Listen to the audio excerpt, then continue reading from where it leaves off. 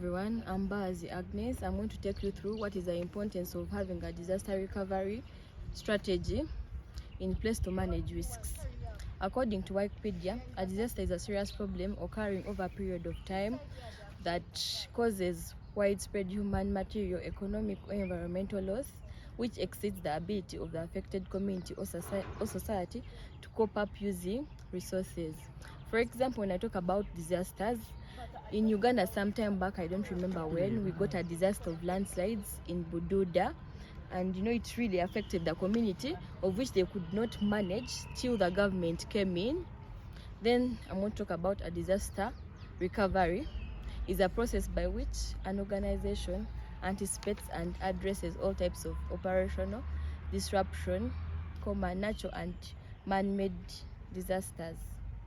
These include company procedures and policies to recover quick from the events such as natural disasters. For example, in case a company experiences a disaster, it had already set up its procedures, so it would just have to go and follow up its procedures and policies in order for them to come up with a solution to manage that disaster that has happened. Then a disaster recovery plan is a formal document created by an organization that contains strategies and detailed instructions on how to respond and minimize the affected unplanned incidences. When I talk about a formal document, for example, for example, Uganda Christian University, it set up documents where, like, in case a disaster happens, it can sit and read through what they had set in order for them to do what? To mitigate those to come up with solutions of those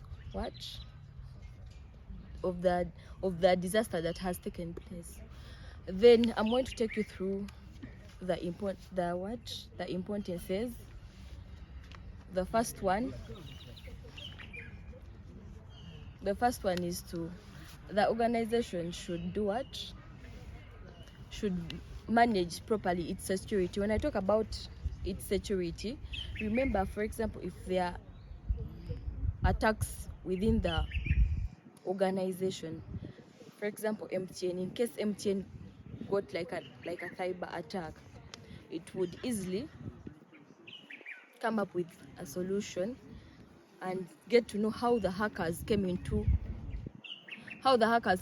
their system, how they tried hacking into their system so that they can respond to them.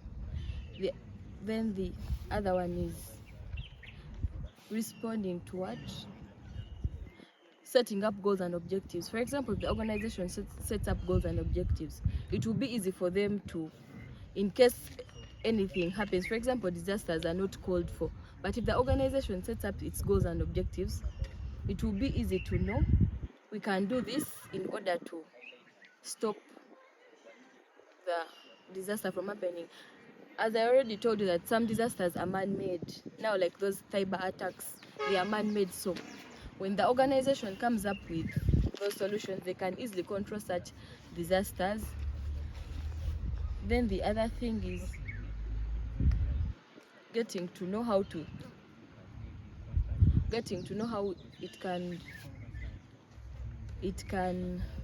how the organization can get to know how it can solve the disasters in case they happen. For example, in case of a landslide in case a landslide occurred, the organization will get to know how it can come in and help the rest of the people. Then my colleague will again continue. Yes, I'm making a continuation of importances of disaster recovery strategy. Number one, data protection. It is very important for important data to be regularly backed up because it safeguards the critical information which prevents data loss in an organization, which helps the continuity of an organization. Number two, disaster can interrupt business operations, leading to financial losses, customer dissatisfaction, potential reputation damage. Here, potential reputation damage, they spoil the good image the company has built for a good time. Understand? Here strategies outline procedures to continue essential operations. Here essential operations are continued softly after applying these disaster recovery strategies. Understand? So the second one is downtime. You know what downtime is? Downtime is the time wasted. So downtime results into significant financial implications. For example, financial losses. Here the strategy helps mitigate financial losses, and these financial losses are caused by downtime. Take an example. In logistics, we studied about downtime. Here downtime delays the delivery time. You understand? So all that are losses incurred after downtime happens. So it limits the losses that come with the downtime. So another one, it also limits potential legal penalties. You understand? So another point is enhances organizational risk management. Risk management is an integral part in an organization. Here it first identifies potential risks, assesses the potential risks, and provides a potential measure for the risks. Another one is ensures compliance to regulatory requirements. Every company, every industry has a regulatory requirement or a regulatory policy. So here this regulatory policy may relate to data protection, it may relate to privacy. For example, banks. A bank can't display its database of its customers. It's called, that's a very critical information they should withstand. They shouldn't leave it to go out to the public, because someone can use it for what? For other purposes. So in summary, a disaster recovery strategy is an essential for organizations to effectively manage risk associated with disaster and disruptions. It helps minimize downtime, protects data, and ensures business continuity, and limits financial losses. Thank you. So I'm going to take you through the different key elements that should be part of an effective disaster recovery strategy. One of them is the goals and objectives. The goals and objectives of an organization should be able to align with the goals and objectives of your recovery strategy. If not, your recovery strategy will not be able to solve the disasters according to how the organization would want them to be solved. So it's very important that at the beginning, the first thing you do is list down the organization's goals and objectives, list down what you would want to do when the disaster occurs, and align those strategies so that you can achieve goals and objectives of the organization. The next point we have is a business impact analysis. Here you conduct a business impact analysis by literally going through every process that the organization undertakes and looking through it effectively to identify the different disasters that could possibly take place at any and each stage of every process in the organization. So with this business impact analysis, you're able to understand, okay, in the procurement process, these are the disasters that could take place. And then when you list down all those disasters, you prioritize them. So that as you prioritize them, you're able to tell, okay, which one is the major disaster that should be handled first, and how are we going to handle it? So that as you prioritize these disasters, you're able to know this is the biggest disaster that could happen. This is the disaster that we can manage as an organization, and then this disaster does not impact us at all. So that when you're setting your strategies are able to cater for the various disasters. The next point is carrying out a risk management and mitigation analysis. Here we all know what a risk is, and we all know what risk management and assessment calls for. Here you assess every single risk that could possibly take place. Let it be a natural disaster, let it be a man-made risk, let it be an operational risk. You assess all of them, And in your process of assessing, you're able to identify the various risks, identify ways you can handle the various risks, and make these part of your disaster recovery strategy. The next point is having a comprehensive backup strategy. To back up basically means to put something aside to protect yourself. For example, if there are documents on my phone, the best way to back them up would be using cloud storage, so that in the event that my phone is stolen, my phone falls into a pond of water, I have backed up my documents, so I'm very secure.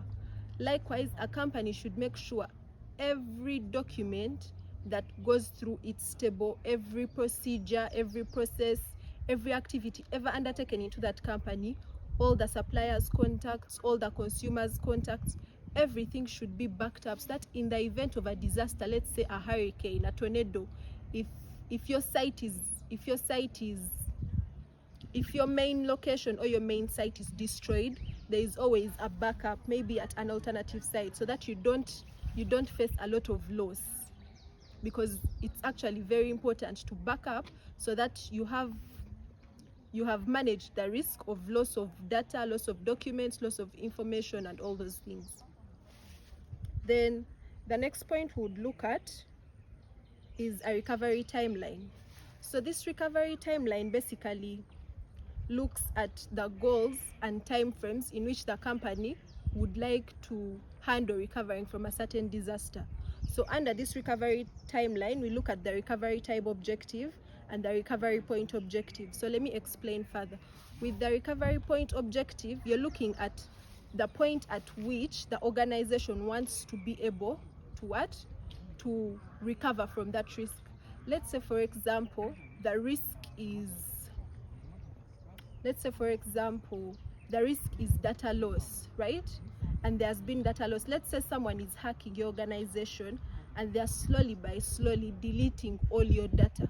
So your recovery point objective will be a point where maybe as long as there is 20% data loss, we should have been able to recover our data and put a stop to the risk that is currently taking place.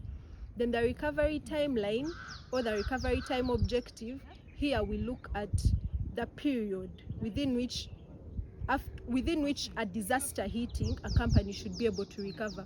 For example, like I said, if someone has hacked your organization and is in the process of deleting your data, from the moment you realize I have been hacked, my data is being deleted, from that period, and let's say 5 hours from now, let's take that as our recovery time objective. Within that period of 5 hours, you should be able to put a stop to the person that is hacking you, and you should be able to start the process of recovering your data. So that is basically what a recovery timeline is about. The next point, we look at an alternative site or infrastructure. So this is having an alternative site. For example, if your main location of your organization is in Bugolobi, in the event that disaster strikes, let's say a hurricane, a tornado, a flood, and your main site is swept away by that disaster, you should have an alternative location. This could be maybe preferably in a different district, in a different state, let's say like in Gulu. That's where your alternative site should be. And that alternative site can come in many forms. It could be a warm site, it could be a cold site, it could be a hot site. So a cold site is basically having an infrastructure, just having a building there in Gulu, whereby, in the event that something happens to my main offices, I can be able to relocate all my processes to Gulu and start again. And then you go to a warm site. Now, a warm site would basically have the infrastructure there set up, and maybe bits and pieces of technology, maybe one laptop, a chair, But then when we look at a hot site, here we looked at a fully equipped alternative location, whereby that location has all necessary technology, all necessary equipment required for employees, and everything put in place so that it is fully capable to start up when disaster strikes and you're looking to recover immediately. That's how an alternative site works. So I'll leave the rest to my colleague. To continue from where my colleague stopped, I'll start with a disaster recovery plan. Here you come up with a comprehensive plan that outlines step-by-step procedures for responding to a disaster and recovering critical systems. Here, remember, we have with a company maybe may face different disasters, but then if you outline the disasters that an organization may face, and then you come up with how do you handle these different disasters? You outline how to handle the different disasters that may come up. Then we also have the internal and external communication. Here, an organization has different stakeholders, and these are grouped into two. These are the internal and external. So if you're an internal stakeholder, you will know which roles and responsibilities you're supposed to take. And then if you're an external stakeholder, what are you supposed to do? So in case if these stakeholders communicate, for example, an IT personnel communicates with maybe a different person from a different, maybe it's an internal stakeholder or external stakeholder, they will know what to do exactly. We also have the regular testing and exercising. For example, taking an example of maybe the MIS in UCU, where maybe the computers may be hacked, what are you supposed to do? If it is rebooting or shutting down, I also give an example of an hospital. A hospital may have a generator that is used to operate maybe when the electricity is off. So you keep on testing. If the generator cannot handle the machines, maybe you either keep on trying and see how the machines are going to use the generator that is available, or get a better generator. We also have the training and awareness. Here you have to make sure that the personnel that are in an organization have to be trained on what they're supposed to do. If the disaster hits, what are they going to do? Here you train them, you equip them, you make them aware. For example, at Bolloré, they used to conduct those regular fire trainings. So in case of a fire outbreak, what are they going to do? Maybe they are trained how to use fire extinguishers, or run out of the building, or maybe hit the bells or sirens and doing different things. We also have continuous monitoring and improvement. Here, if something is put in place, like maybe training or different disaster strategies are put in place, you continue monitoring them. If something maybe is not okay, you improve it. Like I said, maybe about the ICT, if they are using maybe different computers, and maybe they are using different strategies like rebooting or backing up, how are you improving it? We also have the documentation and the documentation management. In most cases, I'm going to use an example of Bolloré. When we were dealing with different clients, they would start with opening a file. So you have the file, you have the client's contacts, and then after opening a file, they would process. After processing, it would be archived and it would be stored in the archive. So in case a client comes claiming of something, the documents are kept very safe, to the extent that maybe they're going to refer to those documents. So when these key elements are put into a disaster recovery strategy, organizations can enhance their ability to respond effectively to disasters and minimize the impacts on their operations. Thank you. I'm going to take you through the several challenges encountered when implementing the disaster recovery strategies. As mentioned, we have lack of support from top management in securing the necessary resources and funding for disaster recovery initiatives. This can be resolved by emphasizing the importance of disaster recovery in terms of risk mitigation. For example, insurance companies act as third parties in mitigating risks and storing them. We have efficient resources, for example, limited budget, which can hinder the implementation of an effective disaster recovery strategy, and this can be addressed by conducting a cost-benefit analysis to justify the investment in disaster recovery. For example, assessing if the risks affect the strategic, tactical, and operational levels of an organization. Then we have intermediaries that affect the technology infrastructure that are interconnected to systems in an organization. For example, in recent years, mobile money platforms such as MTN Mobile Money, Airtel Mobile have gained significant popularity in Uganda, which enables the users to make financial transactions, pay bills, and transfer money using their mobile. Let me call upon my colleague. Continuing with the challenges and solutions to disaster recovery plans, many organizations often neglect regular testing and maintenance of their disaster recovery plans. It's very crucial to conduct regular tests and maintenances. For example, laptop exercises. I'll give an example of MIS. MIS should do regular testing and maintenances to avoid hackers to hack into university information. Not only a human error can undermine the effectiveness of the disaster recovery plan, but there is insufficient training and awareness among employees that can lead mistakes during recovery process. Organizations should invest in comprehensive training of these employees so that each employee should be given their role in this recovery disaster plans. There is a lot of changing technology these days.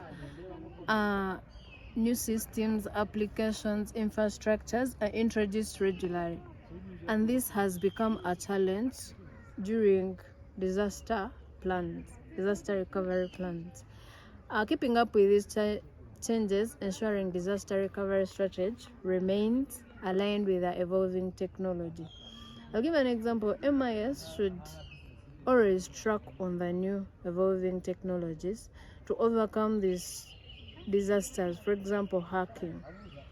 So, Uganda Christian University should put that department of reviewing the ever-changing technology or even collaborate with IT vendors. By adopting these strategies, organizations can enhance their resilience and improve the ability to recover these disasters from data loss, downtime, or impact the business operations. Thank you.